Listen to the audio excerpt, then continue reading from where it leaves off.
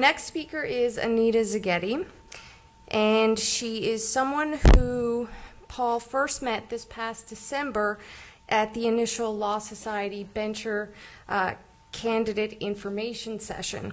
And both Paul and Anita were considering running, which they both eventually did. And they both were unsuccessful. But I think, yes, exactly. Paul took Anita's loss harder than he took his own. And it's because in his view, as a profession, we need people like Anita who to help guide the Law Society and also to help improve our relationships with government and with legal aid.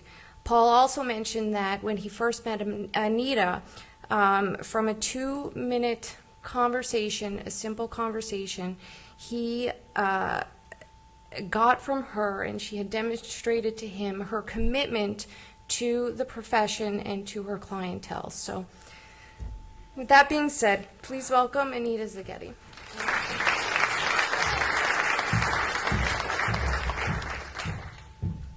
Trust me when I say I don't deserve that kind introduction. I'm going to prove it to you in about a minute. All right, hands up, everyone who remembers who Dan Quayle is. Good. So for the rest of you, he was some American politician who was famous for saying incredibly stupid things. And he comes to mind because he once gave a speech to a group of astronauts, which he began with, "My fellow astronauts," which is funny because he was not an astronaut. And I was thinking of him earlier today when I was drafting my speech, so about 10 minutes ago. And we wanted to know how I was going to get away tonight with starting my speech off with "my fellow junior lawyers."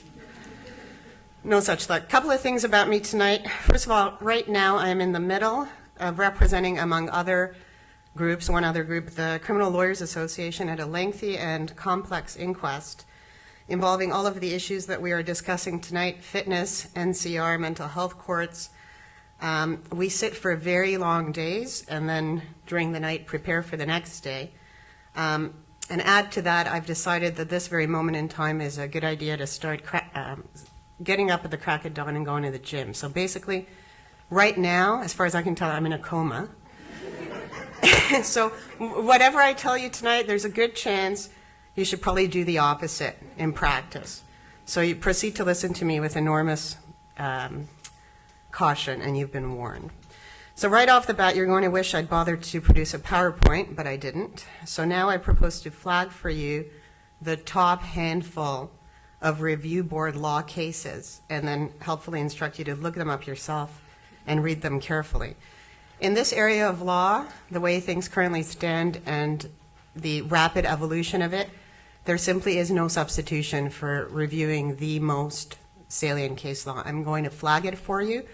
Then I'm going to talk with you briefly about review board processes, which is what I think junior counsel really need to know.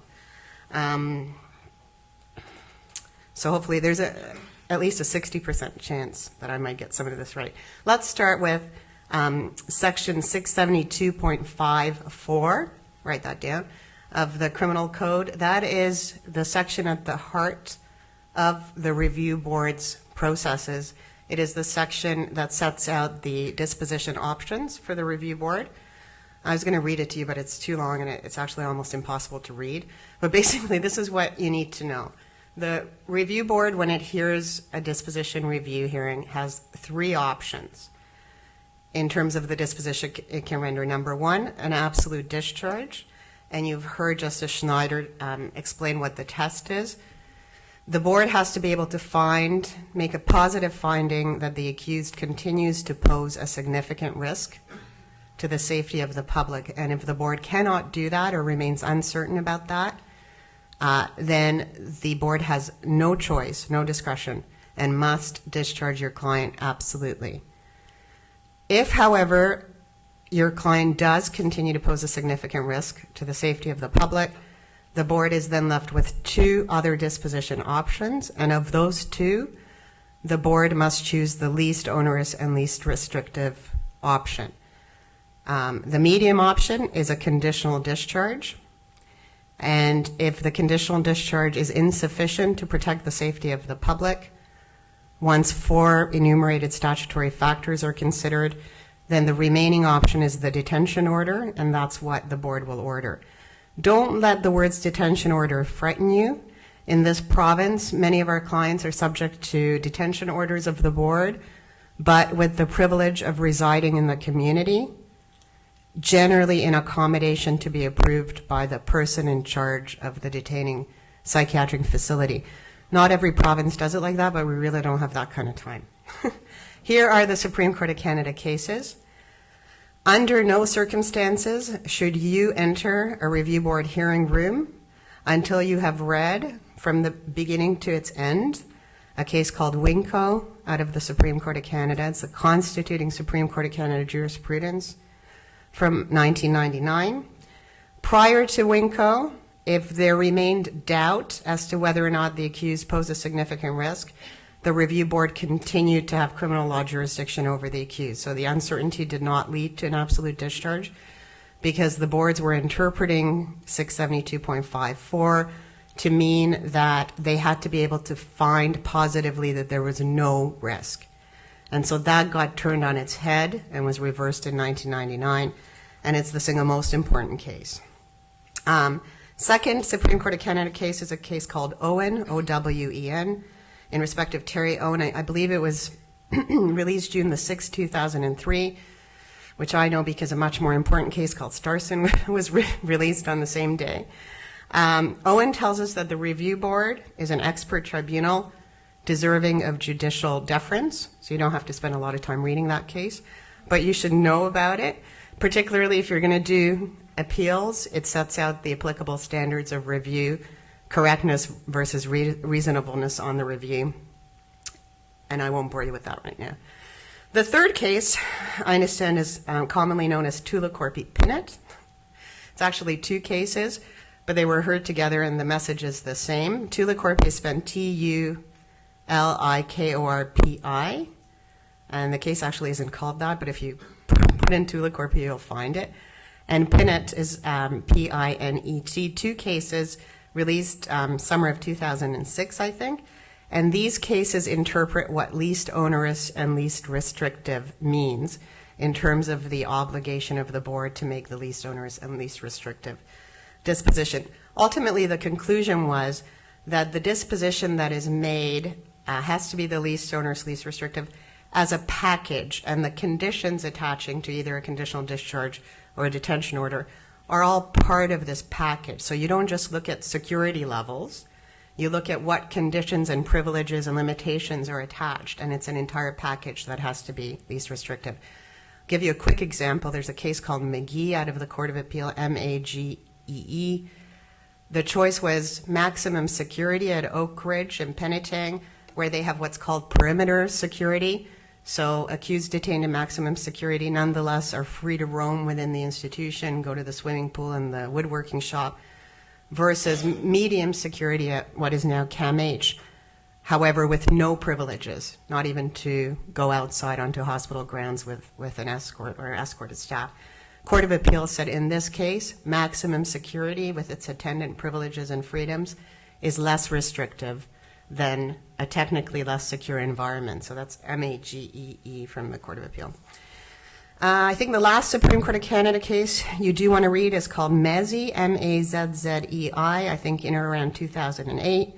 And it tells us that the review board has the authority to make disposition orders that bind parties to its proceedings other than the accused. So for instance, the review board has the authority to direct a detaining hospital, the person in charge, to do things for the accused, such as get an independent assessment of the risk the accused poses, or to get a reformulated treatment plan, an independent opinion about that, or in the case of Mr. Mazzei, to enroll an accused in culturally appropriate programming, for example. So the board in its disposition order can push the hospital around, which they didn't like in BC, but that's what the Supreme Court said. Court of Appeal cases, I'll mention 3 or 4. You should look up a case of Donovan Sim, S-I-M. I think you should look it up because the president of the CLA won that case, and it's important you be familiar with it. It's also important because it indicates that Gladue principles, we've got other counsel from the case here as well, and I think he would tell you he technically won that case. Yeah, he's saying he did. So let's just say it's an important principle that Gladue principles are imported into the review board's processes in contemplating disposition orders for Aboriginal accused. There's another case from the Court of Appeal called Breitwieser, Breitwieser, a case Vice President Joe DeLuca of the CLA had succeeded in. And it's about what factors the review board must consider whenever a conditional discharge has a quote-unquote air of reality about it. And in those cases, the board cannot order a detention order before it considers all of the various mechanisms that could be put in place to support a conditional discharge and protect the public's safety. So if a conditional discharge can be made to work in a practical way that'll protect the public's safety, it really does have to be the least onerous, least restrictive disposition. I'd like you to read a case called Ferguson, in respect of Ryan Ferguson, obviously because it's a case I won, but also because it's a beautiful pronouncement on the absolute discharge. And it's written by Justice Doherty of the Court of Appeal, and I frankly think it's just a uniquely well-structured judgment. It's also pretty cool because Mr. Ferguson was self-representing in the Court of Appeal, and I was his amicus, and he was asked by Justice Doherty, do you intend to use cannabis if you were discharged? And Mr. Ferguson was detained in hospital at the time. And Mr. Ferguson said, yeah. And Justice Doherty said, you should move to California. And Mr. Ferguson said, they've got it in the vending machines there. And then the Court of Appeal discharged him absolutely. And it's a case that you need to read because of that. So I know it's 9 o'clock, and certainly I'm ready to go to bed. But let's talk about the review board's processes for a few minutes. The processes of the review board are exceedingly informal. You might say loosey-goosey. It's the kind of thing that'll make criminal lawyers crazy. Strict rules of evidence do not apply. There's a reason why the informality is necessary, at least in part to accommodate an individual with serious mental disorder and allow him or her to participate in the hearing. The board can receive hearsay evidence orally or in writing. The board has rules of practice. This is really important. They are displayed on the review board's website. A lot of the rules of practice are routinely ignored, and some are very strictly enforced. And I'm not going to tell you which is which, but you will rapidly figure it out. None of this is to say that the proceedings are a free-for-all. They're not.